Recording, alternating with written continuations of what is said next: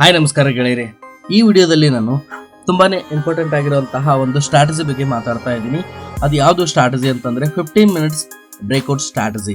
ಈ 15 ನಿಮಿಷದ breakout strategy ಹೇಗೆ ವರ್ಕ್ ಮಾಡುತ್ತೆ ಮತ್ತೆ ಇದನ್ನ ನೀವು ಎಲ್ಲೆಲ್ಲಿ ಯೂಸ್ ಮಾಡಬಹುದು ಅಂತಂದ್ರೆ, ಹೈ ವೊಲಟಿಲಿಟಿ ಇರುವಂತಹ ಮಾರ್ಕೆಟ್ನಲ್ಲಿ ನೀವು ಈ 15 ನಿಮಿಷದ ಬ್ರೇಕ್ಔಟ್ ಸ್ಟ್ರಾಟಜಿನ ಯೂಸ್ ಮಾಡಬಹುದು.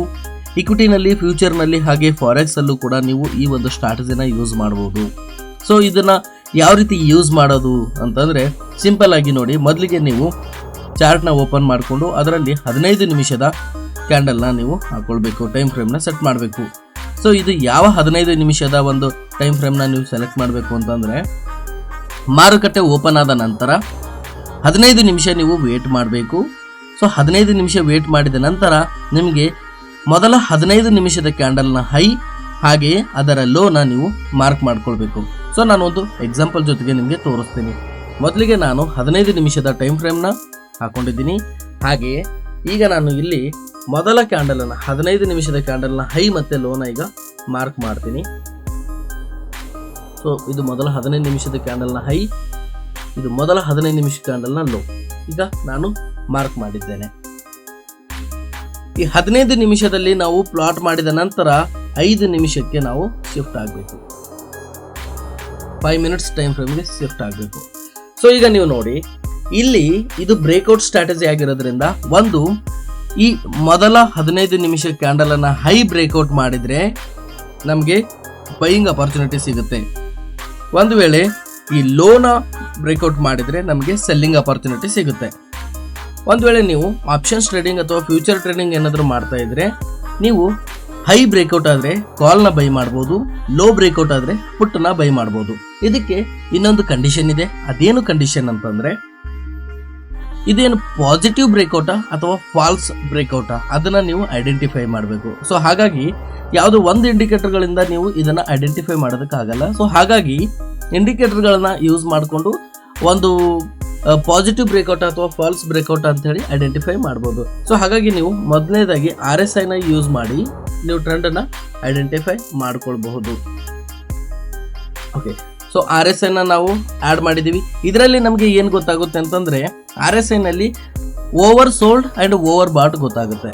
ಈಗ ನೋಡಿ, ಇದು RSI 30 ಅಂತಂದ್ರೆ ಓವರ್ ಸೋಲ್ಡ್ ಆಗಿದೆ, RSI 70 ಲೆವೆಲ್ ಅಂತಂದ್ರೆ ಓವರ್ ಬಾಟ್ ಆಗಿದೆ ಅಂತ. ನಮ್ಗೆ ಈ ಬ್ರೇಕ್ಔಟ್ ಮಾಡಬೇಕು ಅಂತಂದ್ರೆ RSI ಆಗ 30 ಇಂದ ಮೇಲ್ಗಡೆ ರಿವರ್ಸ್ ಆಗ್ತಾ ಇರಬೇಕು. ಸೊ ಆಗ ನಮ್ಗೆ ಅದು ಪಾಸಿಟಿವ್ ಕನ್ಫರ್ಮೇಶನ್ ಸಿಗುತ್ತೆ. ಒಂದ್ ವೇಳೆ ಅದು ಇಲ್ಲಿ 60-70 ಲೆವೆಲ್ ಅಲ್ಲಿ ಇದ್ದು ಆಗ ಅದು ಏನಾದರೂ ಬ್ರೇಕ್ಔಟ್ ಆಗ್ತಾ ಇರ್ತಿದ್ರೆ, ಸೊ ಆಗ ನಮ್ಗೆ ಅದು ಫಾಲ್ಸ್ ಬ್ರೇಕ್ಔಟ್ ಆಗಿರುತ್ತೆ.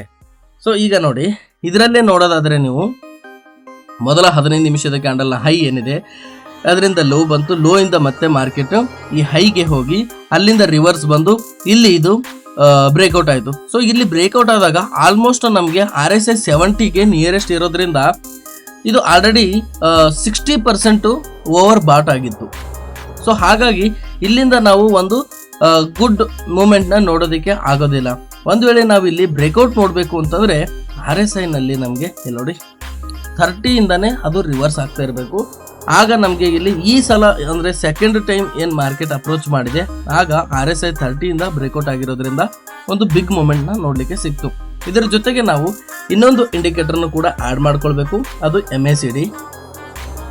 ಈ MACD ಆಡ್ ಮಾಡೋದ್ರಿಂದ ನಿಮಗೆ ಇದರಲ್ಲಿ ಒಂದು ಸೆಂಟ್ರಲ್ ಲೈನ್ ನ ಹಾಕೊಳ್ಳಿ. MACD ನಲ್ಲಿ ಜೀರೋ ಲೈನ್ ನ ಹಾಕೊಳ್ಳಿ. ಈ ಜೀರೋ ಲೈನ್ ನಿಮ್ಗೆ ಏನ್ ಇಂಡಿಕೇಟ್ ಮಾಡುತ್ತೆ ಅಂತಂದ್ರೆ, ಜೀರೋ ಲೈನ್ ಮೇಲ್ಗಡೆ ಇದ್ರೆ ಅದು ಬುಲಿಶ್ ಟ್ರೆಂಡ್ ಆಗಿರುತ್ತೆ, ಈ ಜೀರೋ ಲೈನ್ ಇಂದ ಕೆಳಗಡೆ ಇದ್ರೆ ಅದು ಡೌನ್ ಟ್ರೆಂಡ್ ಆಗಿರುತ್ತೆ, ಬಿಯರಿಶ್ ಟ್ರೆಂಡ್ ಆಗಿರುತ್ತೆ. ಸೊ ಈಗ ನೋಡಿ, ಎರಡು ಇಂಡಿಕೇಟರ್ಗಳ ಸಹಾಯದಿಂದ ನಾವು ನೋಡೋದಾದ್ರೆ ಇಲ್ಲಿ ನಮಗೆ ಮೊದಲ ಒಂದು 15 ನಿಮಿಷ ಕ್ಯಾಂಡಲಿನ ಲೋನಲ್ಲಿ ಏನಾಗಿತ್ತು ಅಂತಂದ್ರೆ RSI 30 ಇಂದ ಹೋಗ್ತಾ ಇತ್ತು. ಹಾಗೆಯೇ ಇಲ್ಲಿ MACD ಕೂಡ ಈ ಆರೆಂಜ್ ಕಲರ್ನ ಕ್ರಾಸ್ ಓವರ್ ಮಾಡ್ತಾ ಇತ್ತು.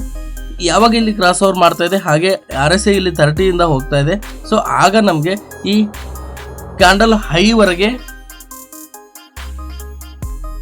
ಈ ಕ್ಯಾಂಡಲ್ ಅನ್ನ ಹೈಗೆ ಮಾರ್ಕೆಟ್ ಮತ್ತೆ ತಲುಪಿದೆ. ಸೊ ಇದಾದ ನಂತರ ಈಗ ನಮಗೆ ಈ ಒಂದು ಹೈ ಬ್ರೇಕ್ಔಟ್ ಈಗ ನೋಡಬೇಕು, ಅದು ಪಾಸಿಟಿವ್ ಅಥವಾ ನಾವು ಫಾಲ್ಸ್ ಬ್ರೇಕ್ಔಟ್ ಅಂತ ಯಾವ ರೀತಿ ಐಡೆಂಟಿಫೈ ಮಾಡೋದು ನೋಡಿ. ಸೊ ಈಗ ನಾವು RSI 50 ಮೇಲ್ಗಡೆ ಟ್ರೇಡ್ ಆಗ್ತಿದೆ, ಓಕೆ, ಖಂಡಿತ ಅದು ಬುಲಿಶ್ ಟ್ರೆಂಡ್ ಇದೆ. ಬಟ್ 60% ಆಲ್ರೆಡಿ ಬಾಟ್ ಆಗಿರೋದ್ರಿಂದ ಮಾರ್ಕೆಟ್ ಇಲ್ಲಿಂದ ಒಂದು ನಿಮಗೆ ಪಾಸಿಟಿವ್ ಬ್ರೇಕ್ಔಟ್ ಕೊಡೋದಕ್ಕೆ ಸಾಧ್ಯ ಇಲ್ಲ. ಪಾಸಿಟಿವ್ ಬ್ರೇಕ್ಔಟ್ ನಮಗೆ ಸಿಗಬೇಕು ಅಂತಂದ್ರೆ RSI ನಲ್ಲಿ ಓವರ್ ಸೋಲ್ಡ್ ಆದಾಗ ಮಾತ್ರ ನಮಗೆ ಒಂದು ಬ್ರೇಕ್ಔಟ್ ನೋಡ್ಲಿಕ್ಕೆ ಚಾನ್ಸ್ ಸಿಗುತ್ತೆ.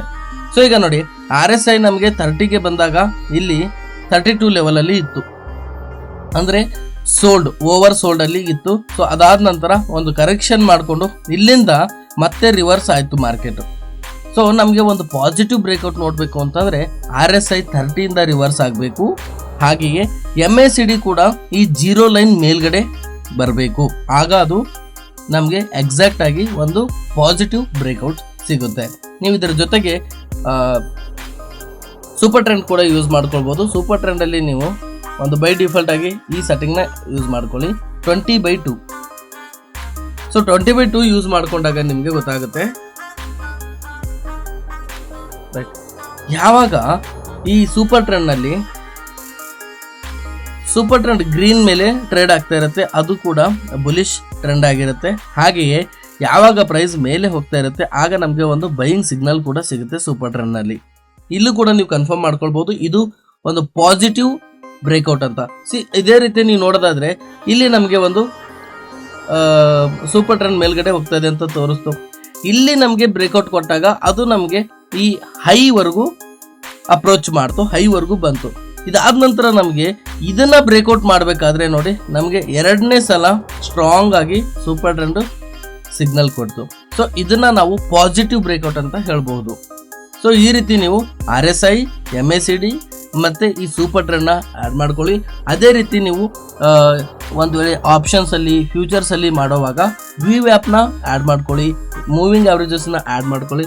ಈ ಮೂವಿಂಗ್ ಅವರೇಜಸ್ ಅಲ್ಲಿ ಬೆಸ್ಟ್ ಯಾವುದು ಅಂತಂದ್ರೆ EMA, 3 EMAಗಳನ್ನ ಹಾಕೊಳ್ಳಿ. ಆ 3 EMA ನಲ್ಲಿ ಒಂದು 9 EMA ಥಿಕ್ನೆಸ್ ನ ಬೋಲ್ಡ್ ಮಾಡ್ಕೊಳ್ಳಿ 9 EMA, ಹಾಗೆ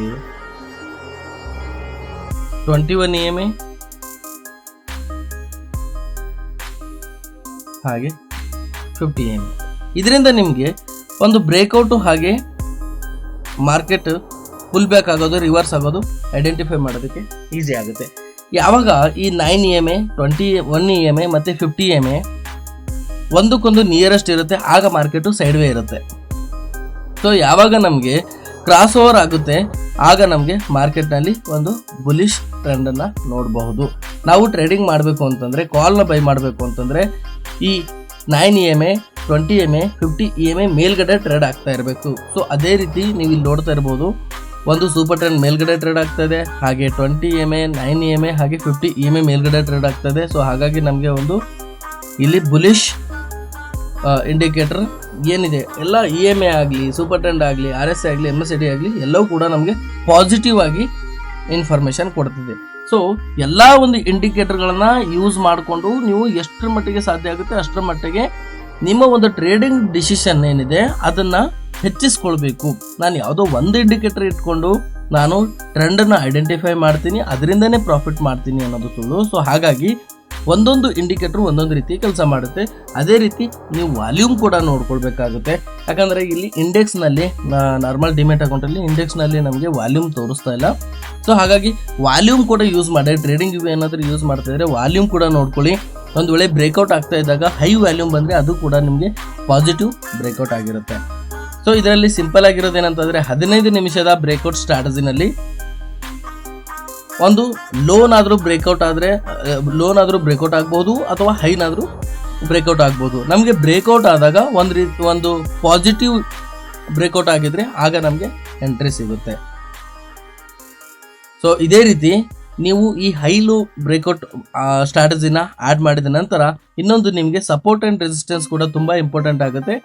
ಆಗ ನೀವು ಏನು ಮಾಡಿ ಅಂತಂದರೆ ಒಂದು ಪಿವೋಟ್ ಪಾಯಿಂಟ್ ಅಂತ ಆ್ಯಡ್ ಮಾಡ್ಕೊಳ್ಳಿ, ಪಿವೋಟ್ ಪಾಯಿಂಟ್ ಸ್ಟ್ಯಾಂಡರ್ಡ್ ಅಂತ. ಸೊ ಆಗ ನಿಮಗೆ ಒಂದು ಸಪೋರ್ಟ್ ಆ್ಯಂಡ್ ರೆಸಿಸ್ಟೆನ್ಸ್ ಲೆವೆಲ್ಗಳು ಗೊತ್ತಾಗುತ್ತೆ.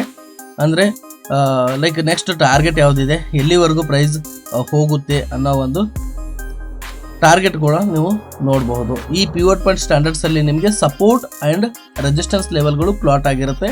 ಇದ್ರ ಪ್ರಕಾರ ನೀವು ಮಾರ್ಕೆಟ್ನಲ್ಲಿ ನೋಡಿ ಇದೇ ರೀತಿ ಈಗ S1 S2 ಏನಿದೆ, ಸೊ ಈ S2 ಇಂದ ಮಾರ್ಕೆಟು S1ಗೆ ಅಪ್ರೋಚ್ ಮಾಡಿದೆ, ಮತ್ತು ಈ ಪ್ರೈಸ್ ಏನು ಮಾಡಿದೆ ಅಗೇನ್ S2 ಇಂದ ಮತ್ತೆ ಪಿವೋಟ್ ಪಾಯಿಂಟ್ವರೆಗೂ ಮಾರ್ಕೆಟ್ ಅಪ್ರೋಚ್ ಮಾಡಿದೆ. ಸೊ ಇದೇ ರೀತಿ ನೀವು ಸಪೋರ್ಟ್ ಆ್ಯಂಡ್ ರಿಜಿಸ್ಟ್ರೇಷನ್ಗಳನ್ನು ಹಾಕ್ಕೊಂಡು ಟ್ರೇಡ್ ಮಾಡಬೇಕಾಗುತ್ತೆ. ನಿಮಗೆ ಟಾರ್ಗೆಟ್ ಗೊತ್ತಿಲ್ಲ ಅಂತಂದರೆ ನೀವು ಎಲ್ಲಿ ಎಕ್ಸಿಟ್ ಮಾಡೋದು, ಎಷ್ಟಕ್ಕೆ ಎಕ್ಸಿಟ್ ಮಾಡೋದು ಅಂತ ಗೊತ್ತಾಗಲ್ಲ. ಸೊ ಹಾಗಾಗಿ ಈ ಹೈ ಮತ್ತು ಲೋನ ಮಾರ್ಕ್ ಮಾಡಿಕೊಂಡು ಸಪೋರ್ಟ್ ಆ್ಯಂಡ್ ರೆಸಿಸ್ಟೆನ್ಸ್ನ ಹಾಕ್ಕೊಂಡು ಅದರ ಜೊತೆಗೆ ಇಂಡಿಕೇಟರ್ಗಳನ್ನು ಯೂಸ್ ಮಾಡಿಕೊಂಡು ಒಂದು ಪಾಸಿಟಿವ್ ಕನ್ಫರ್ಮ್ ಸಿಕ್ತು ಅಂತಂದರೆ ನೀವು ಎಂಟ್ರಿನ ತಗೊಳ್ಬಹುದು. ಸೊ ಹಾಗೆಯೇ ನಿಮ್ಮ ಸ್ಟಾಪ್ ಲಾಸ್ ಕೂಡ ತುಂಬ ಇಂಪಾರ್ಟೆಂಟ್ ಆಗಿರುತ್ತೆ. ನೀವು ಸ್ಟಾಕ್ ಮಾರ್ಕೆಟಲ್ಲಿ ಸಂಪಾದನೆ ಮಾಡದೇ ಇದ್ರೂ ಪರವಾಗಿಲ್ಲ, ಪ್ರಾಫಿಟ್ ಮಾಡದೇ ಇದ್ರೂ ಪರವಾಗಿಲ್ಲ, ನಿಮ್ಮ ಕ್ಯಾಪಿಟಲನ್ನು ನೀವು ಸೇವ್ ಮಾಡೋದನ್ನ ಕಲಿಬೇಕು. ಹಾಗಾಗಿ ನೀವು ಎಕ್ಸಿಟ್ ಮಾಡೋದನ್ನು ತುಂಬ ಬೇಗ ಕಲಿಬೇಕು. ಜಾಸ್ತಿ ಲಾಸನ್ನು ನೀವು ತಡೀಬಾರ್ದು, ಎಕ್ಸಿಟ್ ಮಾಡಬೇಕು. ಎಷ್ಟು ಸಾಧ್ಯ ಆಗುತ್ತೆ ಅಷ್ಟು ಸ್ಮಾಲ್ ಸ್ಟಾಪ್ ಲಾಸ್ನ ಇಟ್ಕೊಂಡು ಟ್ರೇಡಿಂಗ್ ಮಾಡಬೇಕು. Okay, thanks for watching the video.